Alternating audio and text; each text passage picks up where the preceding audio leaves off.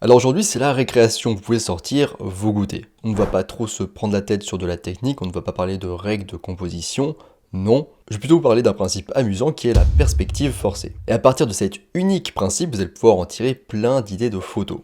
On va voir tout ça ensemble tout de suite, allez en avant, Guingamp.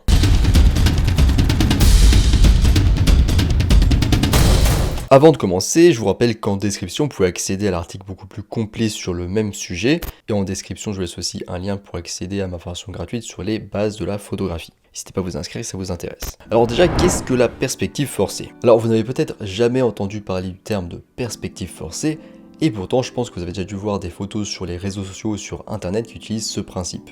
Et je pense même que vous êtes déjà amusé avec. Alors, souvenez-vous de quand vous étiez jeune, alors je sais ça remonte pour certains, mais essayez de remonter un petit peu dans vos souvenirs.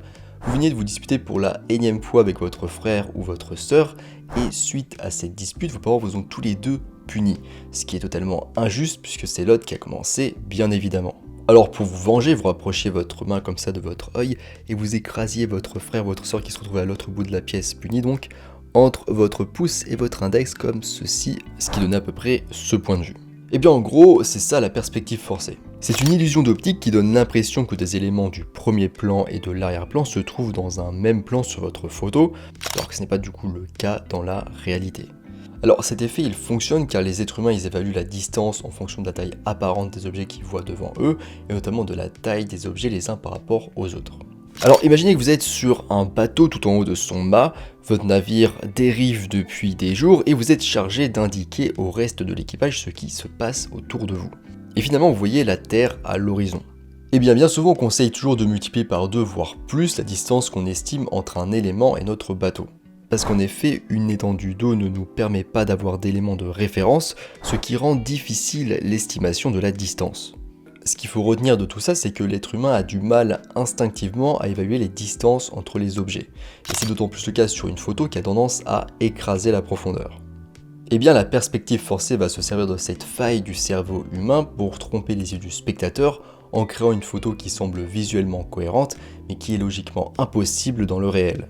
Un exemple courant de la perspective forcée, c'est la photo classique du touriste qui semble retenir la tour de Pise penchée. On passe aux applications courantes de la perspective forcée. Alors en pratique, on utilise souvent la perspective forcée pour faire paraître un objet petit plus grand et inversement. Et pour ça, on va jouer essentiellement sur les distances. On va rapprocher l'objet qui est en général petit de l'appareil photo, il paraîtra alors beaucoup plus grand qu'à son habitude, et du coup il aura une taille comparable à l'objet en arrière-plan, qui lui est réellement plus grand.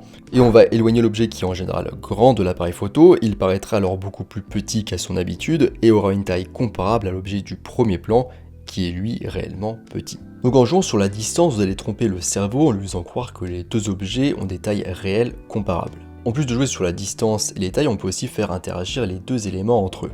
Ce qui est assez conseillé car cela renforcera l'impression que les deux éléments sont sur un même plan et de taille comparable. Il existe aussi une autre forme de perspective forcée qui consiste plutôt à jouer sur l'orientation de l'appareil photo et sur la gravité, comme sur cette photo par exemple. Alors comment faire de la perspective forcée? Alors toutes les étapes que je vais évoquer ici ne sont pas forcément obligatoires, mais on va dire que c'est la méthode complète pour faire de la perspective forcée. Et d'ailleurs je vais pas trop m'étaler sur chaque partie à chaque fois, je vais pas trop les détailler, sinon ça pourrait être un petit peu long en vidéo, donc si vous êtes intéressé par cette partie, n'hésitez pas à aller voir l'article que je vous laisse en description. Alors déjà la première étape c'est l'étape de la planification. Vous pouvez déjà commencer par rechercher quelques idées de photos qui vous intéressent sur internet, sur Google, sur Pinterest par exemple. Vous pouvez aussi déjà commencer à réfléchir à quels éléments devront être grands ou petits et donc positionnés loin ou proche de l'appareil photo. Vous pouvez aussi réfléchir à vos poses et à votre composition. Et éventuellement, vous pouvez aussi faire du repérage de lieu si vous le pouvez et déjà commencer à lister tous les accessoires dont vous aurez besoin pour votre prise de vue. Ensuite, deuxième étape, c'est l'emplacement. Vous devez prêter attention à deux paramètres pour l'emplacement,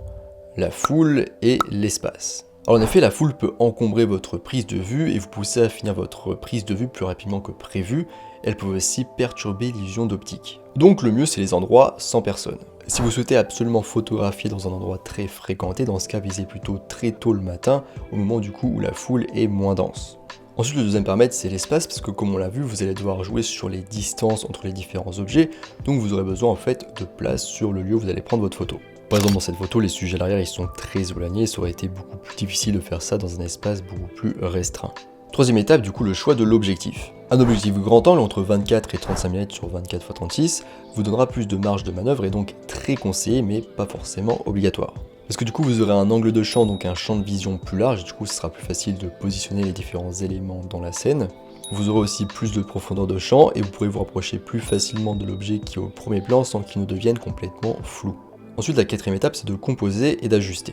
Vous devez placer les objets et les personnes au bon endroit dans un premier temps, puis ensuite vous allez déplacer lentement l'appareil photo pour affiner tout ça et les relier visuellement ensemble. Donc au début je vous conseille de rester à main levée parce que vous aurez plus de marge de manœuvre, c'est plus facile d'affiner comme ça à main levée que sur trépied. Et ensuite éventuellement si vous trouvez la bonne position, vous pouvez vous mettre sur trépied pour fixer tout ça. Mais généralement on reste plutôt à main levée parce que sur trépied on aura plus de mal à ajuster les écarts. Pour la composition, il n'y a rien de spécifique à la perspective forcée, c'est comme une photo normale, finalement on la compose comme une photo classique. En revanche, ce à quoi il faut faire attention dans votre composition, c'est l'angle de prise de vue. Parce qu'en effet, l'angle de prise de vue a un réel impact sur votre perspective et donc le rendu final visuel de votre photo. En perspective forcée, on va jouer sur la déformation qu'offre la plongée, mais surtout on va jouer sur la contre-plongée. Alors, petite remarque, les illusions d'optique nécessitent une composition quasiment parfaite, dans le sens où il ne faut pas qu'il y ait d'écart entre les différents éléments, sinon ça ne fonctionne pas. Alors gardez en tête que chaque élément rajouté dans le cadre augmentera le risque de rendre la perspective incohérente. Quatrième étape, la gestion de la lumière. Donc je ne vais pas revenir sur la loi du carré inversé ici en détail parce que j'ai déjà fait une vidéo, donc je vous laisse une annotation ici ou là et en description. Mais en gros là par exemple moi j'ai une lumière qui vient d'ici, si j'avais une personne qui est à 4 mètres derrière moi, eh bien la lumière s'estomperait très vite sur la personne derrière et donc moi j'aurais plus de lumière visuellement et la personne derrière beaucoup moins de lumière. Et donc pour donner l'impression que cette personne est réellement à côté de moi, donc sur le même plan que moi, eh bien il faudra lui rajouter beaucoup plus de lumière. Et ça d'ailleurs les peintres l'avaient très rapidement compris. Pour donner l'impression que des éléments étaient plus loin dans une scène, ils utilisaient des couleurs plus sombres, et pour les éléments proches, ils utilisaient des couleurs plus claires. Alors en pratique, gérer la lumière est très difficile, notamment en extérieur, donc on essaiera juste de faire comme on peut pour homogénéiser la lumière sur les deux éléments, les deux objets de votre photo. On évitera notamment une lumière frontale qui arrive comme ça parce que ça se verra directement que la personne est moins éclairée à l'arrière. On essaiera plutôt de jouer sur une lumière éventuellement latérale. Cinquième étape, la bonne ouverture. Vous allez jouer sur la distance entre deux objets qui sont éloignés, donc il vous faudra une grande profondeur de champ pour avoir une grande netteté acceptable, et donc il vous faudra une petite ouverture comme par exemple f16. Mais qui dit petite ouverture dit aussi moins de lumière, donc vous devrez peut-être compenser avec les ISO ou le temps de pause. Sixième étape, la mise au point. Pour la mise au point, il y a plusieurs options qui s'offrent à vous. Soit vous faites la mise au point sur l'objet ou la personne qui est le plus proche de l'appareil photo, soit vous faites la mise au point manuellement entre les deux personnes, soit encore plus complexe, vous faites la mise au point à un tiers de la distance entre la personne qui est au premier plan et la personne qui est à l'arrière-plan. Donc vous ferez la mise au point probablement manuellement. Comme on l'a déjà vu avec l'effet de maquette, les objectifs à bascule et décentrement permettent de changer la position du plan focal qui n'est plus du coup parallèle mais qui est modifié, ce qui peut permettre de mettre deux personnes ou deux objets qui sont éloignés physiquement au niveau de la distance sur le plan focal et du coup d'avoir ces deux personnes ou ces deux éléments parfaitement nets. Ce qui peut être du coup utile pour nous dans ce cas-là, mais n'achetez pas un objectif à bascule et décentrement juste pour ça parce que ça coûte très cher. Alors je pense que vous l'aurez compris maintenant, mais faire une photo en perspective forcée demande beaucoup de mise en place. Donc ça sera sans doute très difficile de faire une photo en perspective forcée tout seul, vous aurez sans doute besoin d'aide, donc d'une autre personne pour vous aider du coup dans la mise en place, ou au moins pour faire office de sujet.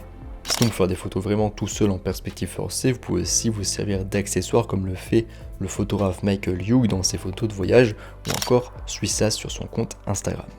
La perspective forcée au cinéma. Alors c'est un petit peu hors sujet, mais je trouve ça toujours intéressant de faire des ponts entre les différents domaines, surtout que la photo et le cinéma c'est assez proche finalement. Donc au cinéma aussi, la perspective forcée a été et est toujours utilisée pour faire notamment des effets spéciaux. On a notamment Georges Méliès qui jouait beaucoup sur les perspectives dans ses films pour créer des scènes surréalistes. Par exemple dans L'homme à la tête en caoutchouc de 1901, il utilisait déjà cette technique, ou encore dans Le nain et le géant en 1901 aussi, donc qui est aussi un court-métrage. Il a sans doute utilisé aussi dans plein d'autres de ses films. On a aussi les films du Seigneur des Anneaux qui ont utilisé intensivement la perspective forcée. On avait des personnages qui semblaient se tenir l'un à côté de l'autre, donc notamment les Hobbits et par exemple Gandalf, mais qui étaient en fait séparés de plusieurs mètres en profondeur par rapport à la caméra. On a les mêmes genres de principes et techniques qui ont été utilisés aussi dans les films d'Harry Potter, notamment pour donner au personnage de Hagrid l'apparence d'un géant. Les accessoires entourant Harry et ses amis sont de taille plus grande, alors que des accessoires apparemment identiques placés autour de Hagrid sont en fait plus petits ou de taille normale. Ou encore dans le film Eternal Sunshine of the Spotless Mind, où on a une cuisine immense qui a été conçue pour nous donner l'impression d'un Jim Carrey taille enfant. Voilà, on arrive à la fin de cette vidéo sur la perspective forcée, j'espère que ça vous a plu. Si c'est le cas, n'hésitez pas à liker, à vous abonner, voire à commenter si vous êtes d'humeur et motivé. Et si vous cherchez l'inspiration et que vous êtes beaucoup sur Instagram notamment, il y a l'Instagrammeur Suissa qui fait beaucoup de photos, même que des photos en fait en perspective forcée qui sont très marrantes à suivre et à regarder. Je vous rappelle qu'en description, vous pouvez aussi retrouver l'article beaucoup plus complet sur le même sujet si vous voulez approfondir tout ça. Et vous pouvez aussi accéder à ma formation gratuite sur les bases de la photographie. Donc je vous laisse tout ça en description. Moi je vous laisse ici à vos perspectives forcées et je vous dis à bientôt sur Internet mondiaux.